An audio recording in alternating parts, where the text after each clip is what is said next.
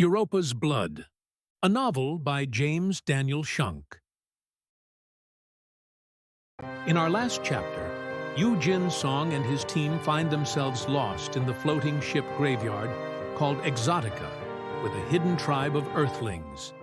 Song knows he has only a few short hours left before the state's Harvest Festival, the deadline for the time machine key exchange and the state's withdrawal from Europa. Pitzy needs to be at the rendezvous and asks the mysterious Exoticans for help. But before any decision can be made, terror strikes when state fighters attack the habitat. It is discovered too late that the habitat shield generator had been taken offline when Pitzy and her team crashed at Exotica. The chance of Pitzy making it to the time machine key exchange is once again in jeopardy.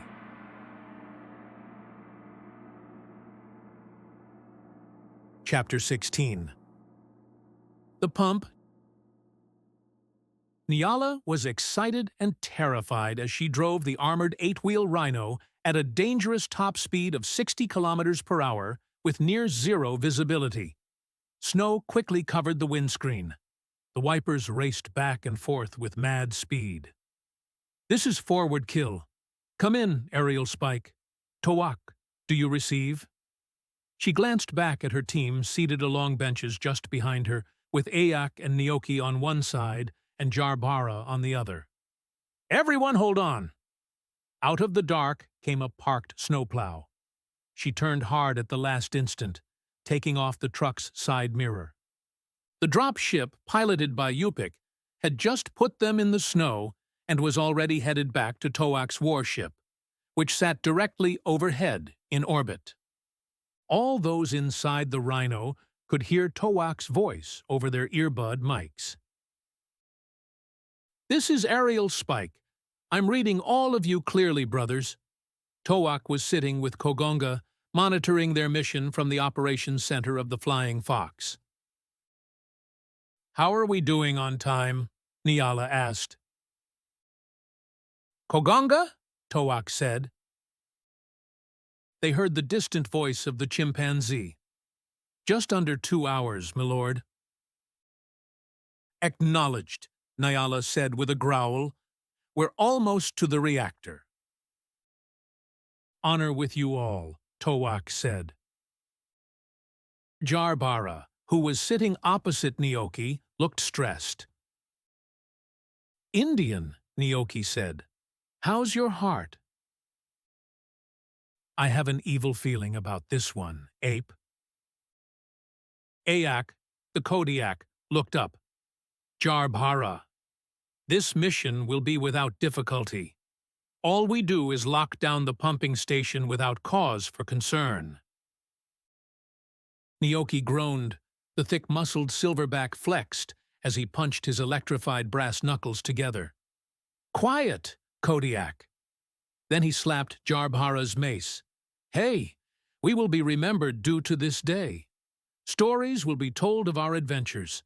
We will be known forever as warriors of freedom. And you, my big friend, will be known as the great Jarbara." "Yes, of course," Ayak said with dripping sarcasm. "However, I doubt Towak is correct that the installation has been besieged. I will bet face versus Bendy that our arrival in the reactor will be embraced by Not. I think we will be forever remembered as Not." "I like Nyoki's version better," Jarbara said in his deep voice, nearly smiling. He twisted the handle of his mace in his hand. "The great Jarbara, a warrior of freedom." He punched his metal fist forward. "Truly remembered." Nyoki punched Jarbara's. Their laughter thumped around the cabin. "Yes, yes," Ayak said cynically. "Remembered, indeed." Nyala looked at them again. "Listen to me. I want to remind you of what is at stake if we fail. Do you remember how our clans got pulled into the Borg Wars? On this ground in 2452, Hellcat forces were overcome by state Glaxon Exo battlesuit brigades giving up this facility and triggering the 4-year war.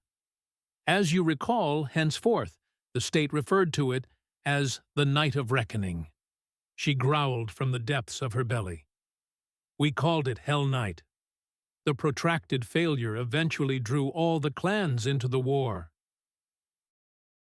Jarbara and Nyoki nodded at each other with knowing glances. Do you ever get sick of those old stories? Ayak said with a groan. By the way, I did not study the pump schematics.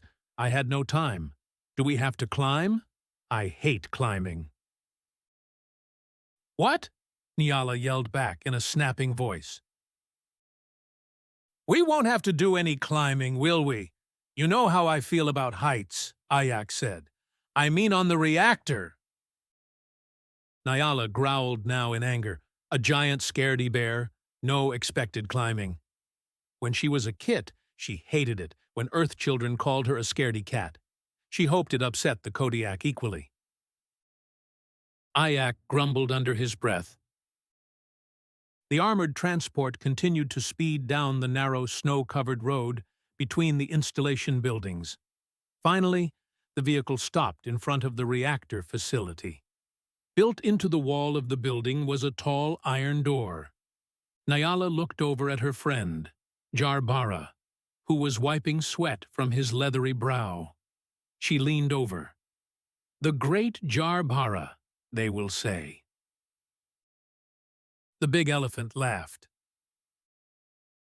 Beasts, Nyala said. Our mission is to protect the pumping station power generators and ensure the security grid stays online. Clear? Make no mistake, our lives have been offered as a forfeit for the sake of the others. Jarbara lowered his eyes. We will also seek protection from Gyalnam. May he pray for us. Nyoki nodded. Honor with us all. Yes, of course, Ayak said with little interest. You all bore me so with these tales. All our moons are impenetrable. We will find no honor on this day. Outside the transport was a loud, echoing clank and the whir of an electric motor as the chamber door started to rise. Moments later, Nyala drove the Rhino transport through the entrance. The door closed out the snowstorm. The Rhino slowly rolled across the big open chamber floor, stopping at the plasma reactor. The snow-covered black armor of the Rhino was already dripping. The back of the transport dropped down into a ramp.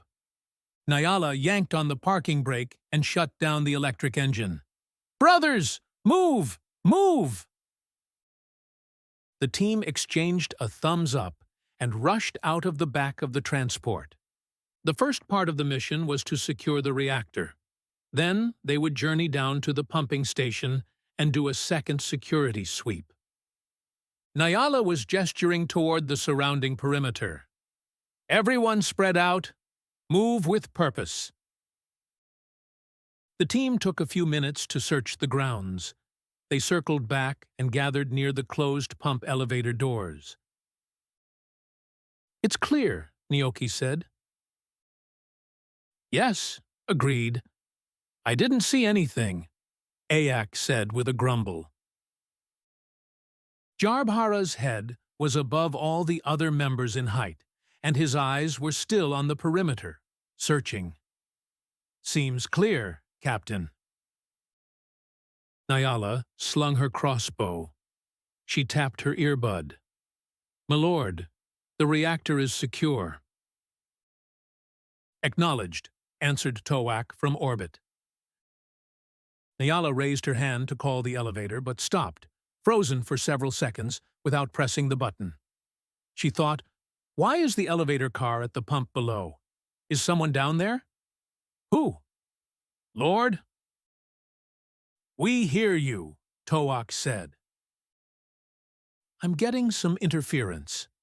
Nyala tapped her earbud again. She was getting some background static. It's the reactor, Koganga said, raising his voice. The elevator is down at the pumping station. Advise. There are no scheduled work details in the station. The elevator was supposed to be open and waiting for you. Could it be a trap? Jarbhara asked. I find it hard to believe that someone could have infiltrated the moon's security net, Ayak said. What if someone is down there? Nyoki said. They would want to stop us from joining them. This elevator ride could be our death, Nyala said. Calling it will send a message. This is crazy talk, Ayak said. Some maintenance dreg left it down by mistake. Nyala growled, and journeyed back via the stairs? We should take the stairs, Jarbhara said. No, Koganga said. It would take too long. The stairs are not an option. He reviewed the reactor schematics. His computer was not as fast as he would have liked. 1 second. Hold on. Several moments later, he gasped. Preserve our blood. What is it? Nyala asked. Okay. If that's the situation, if someone is monitoring the elevator, the infiltration team would want to disable it as soon as you step onto it. Agreed on this point? Disable it or blow it, Jarbhara said. And it will probably look like an accident. Nyoki's muscles were rippling. What's the plan, Toak? Koganga. Hello? Are you hearing us? Orders. What's the easiest way to sabotage the elevator? Asked Nyala. Stand by. Koganga was typing madly on the virtual keyboard of his notebook, PADD. He began to tap deeper into his data docs directory. He looked in an e-folder marked Pumping Station Elevator Maintenance and found what he was looking for after a couple more seconds. Are you there? Nyala asked. We need orders. Koganga cleared his throat. I'm here, team leader. The easiest way to disable the elevator is to destroy the backup control computer. It's in the reactor's subsystem control room. Acknowledged. Nyala knew what that meant. She had recently been studying many reactor schematics. She knew that the control room was going to be a climb. The team rushed around the reactor and found the ladder that led up to a maintenance catwalk. I'm going alone. It will be quicker, Nyala said. I have no taste for that, Ayak said. What if there's a team topside? I'll go with you. Leave Jarbhara and Nyoki here to give us cover. I won't slow you down. Nyala grabbed the first rung of the ladder and began to climb. You better not, Kodiak. The two Anaborgs made quick work of the ladder. They ran down the catwalk a few minutes later and found the service hatch. Nyala saw the door mechanism lying on the metal grate. Black sun, she whispered. It looks like someone is up here. The Kodiak growled quietly. Yes, there is someone up here. Understood, Koganga said through more static. Advance with caution. Nyala swung up her laser crossbow while flipping off the safety. She heard the gun's power cell charge with a quiet hum. She pointed it at the door. Ayak pulled from his belt his telescopic staff and extended it to full length. He activated the electromagnetic probe at the staff tip. It crackled with life. Nyala gave the door a quick push and was ready to strike. She took a couple of quick looks inside the room. It's empty. She relaxed and lowered her weapon while dropping it to her side. Cog, Prince? This is Team Leader. I'm in the subsystem control room. It's secured. Koganga's voice was filled with static now and nearly inaudible. What do you see? She crossed the dimly lit room and found the panel with the attached explosives device. She saw the digital display of numbers counting backward. Aerial spike, do you hear me? The computer has been sabotaged. It looks like this thing is wired to blow in 93 minutes. At the same time, your team meets with the state. Say again, Kogonga said. Nyala could barely hear him. She quickly looked back at the bear. He loomed behind her. She could still hear his power-tipped war staff crackling in the quiet. Just relax. She thought that he appeared tenser than usual. The Kodiak raised the staff. Its sparking end periodically lit the dark room. Cat, put your hands up and don't make any sudden moves, he said with a growl. His canines glinted from the spark of his staff's tip. Don't make me use this. You know I would love to. Nyala roared. Dreg! She could hear the broken voice of Kogonga through her earbud.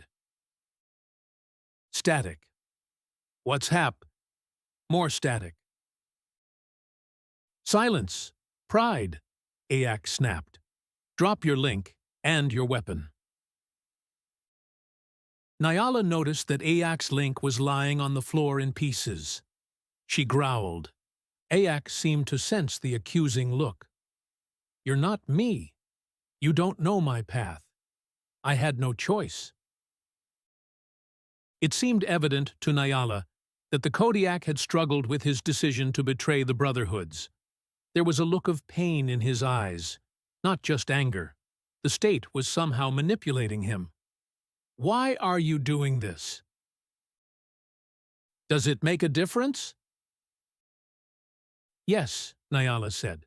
I want to know if your crime is worthy of death. It was to save my kindred. We could have helped you. They could have been protected. Ayak roared in anger. No one is safe from them. Don't you see? You have no idea what they are planning. You have no idea who is involved. You are so naive, so stupid. You look at the world through the eyes of a kit. Nyala's blood ran cold. How did the state agents infiltrate the installation? I let them in, the Kodiak said. I flipped the switch that turned off the alarm. I remember. You missed some meetings, and even came late to our debriefing in Typhoon Den. Yes, of course, Ayak said. No one is safe, and the state has someone much bigger than me in the den. Someone who can watch everything. You must believe, Pride, that I would not have done it if it were only me. Who is in the den? Speak or die. Drop your link and weapon. You have dishonored your whole clan, Kodiak. They would all rather have chosen death than see you do this. Ayak growled and moved forward into the room. So naive. I will be the one remembered as a hero. Now, I'm only going to say this one more time. Drop your link and your weapon. Hello? Kogonga's voice was distant and broken. Nyala? Curses, Nyala said. Heart, Ayak, we have been friends for years. We can resolve this without dishonesty, without dishonor. I have already resolved this, and we have never been friends. This is your last warning, Pride. The bear's hands twisted around his war staff's handle. The tip sparked menacingly in the dimly lit room. Nyala had already guessed Ayak would strike if necessary. If the tip of that power staff touched her, she would be a goner. She was not sure what happened next. She heard a loud thud, and the bear's eyes rolled up in his head as he dropped his staff, toppled forward, and landed hard on the floor. A significant dark figure stepped forward from just inside the door with a weapon held high. This figure had used his mace on the back of Ayak's thick skull. The weapon was slowly lowered. "Are you okay? Pride?" "Jar!" Nyala shouted with joy as she ran forward, throwing her robotic limbs around the Indian's neck. Nyala could hear his heavy breathing. She could feel his heart pounding. "You could have sent Nyoki. He is a natural climber." "I didn't think of that until I was halfway up," he groaned. He grabbed onto the door jamb to brace himself. "How did you know something was amiss?" Ayak said in the vehicle that he didn't want to do any climbing. Remember, he said he was afraid of heights? That comment rang some alarm in my head.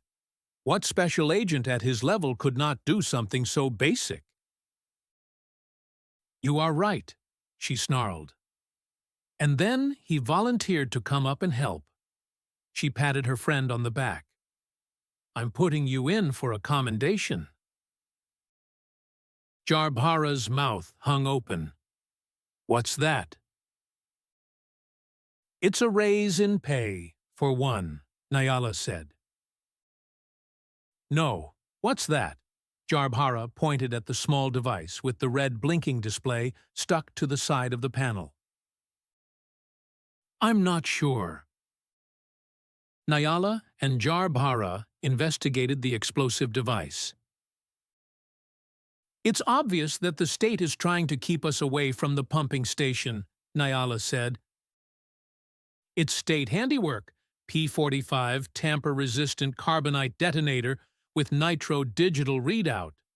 This stuff is all state-made and military-grade.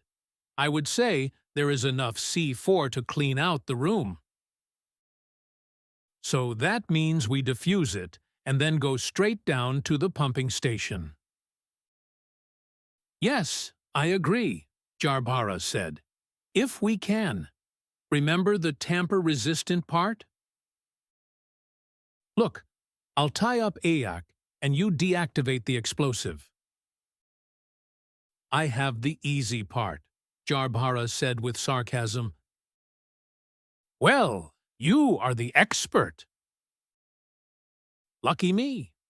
One class at the academy, and I am the expert." "Your single class continues to be an asset to this team."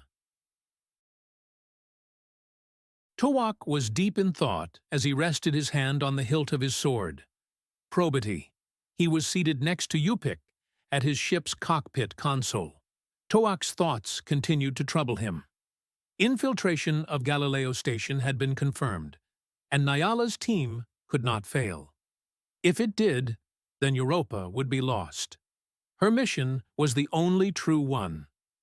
On the other hand, his mission was flawed from its inception. He was initially going to exchange a time machine key, which he did not have, for clemency against state occupational forces. Then he had talked to Argbeth, the Navy colonel. They had reviewed the security mandate called Red Paper 13.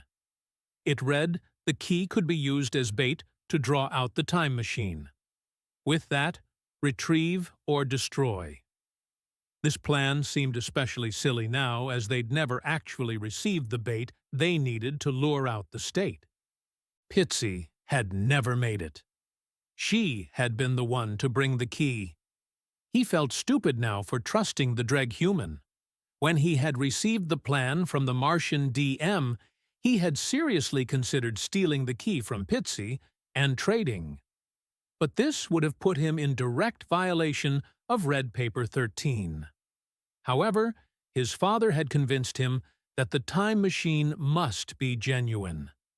He had said, "Why would the state leader invest so much in a guess?" As long as the security net of Europa could be maintained, then not having the time machine key is better. Potentially, it could be stolen. Towak ultimately knew that the Martians had a good point, that the machine, if operational, if real, could give the state near infinite power over the course of governments and over life and death. Red Paper 13 was right. Grimly, he realized that his future balanced precariously. His mission was to continue with the charade until the water-pumping installation could be secured. Towak would not be trading for freedom. The plans were simple: secure Galileo Station and retrieve or destroy the time machine. After that, nothing else mattered. But in his opinion, retrieving or destroying the time machine was only idealism. If it could be done, great, but the only genuine requirement was the safety of Europa. These would be his last few hours alive. Did his father realize this? Still, he had to continue with the mission. It seemed fate dealt him a poor hand. When the state realizes there is no key, they will surely try and blow the pump power generators remotely in hopes of immediately starting their invasion on Europa. Towak would indeed be executed for his efforts. Nyala must succeed, as everything depends on it. His part, equally important, was to give her the time she needed to succeed. The most critical point: her success must come before his failure. Towak checked the time readout on the console. 1 hour to contact. He could see XO-1 coming into view as his warship moved along at a slow pulse. Time was short. There was 1 hour to the state's Harvest Fest, and, if the state had its way, to the swing of power in the Outworlds. Towak would lay down his blood as payment against that. "We haven't much time before our rendezvous." Yupik pushed the throttle forward slightly. Shortly, they would be at their rendezvous point near the floating ship graveyard. Towak mulled over the risks of the operation. The graveyard was the perfect place for an ambush, but it would also serve as cover for a quick escape, if necessary. He also hoped his stealth warship offered some advantage. A graveyard, how appropriate, he thought. The Jupiter Flying Fox continued toward its destiny.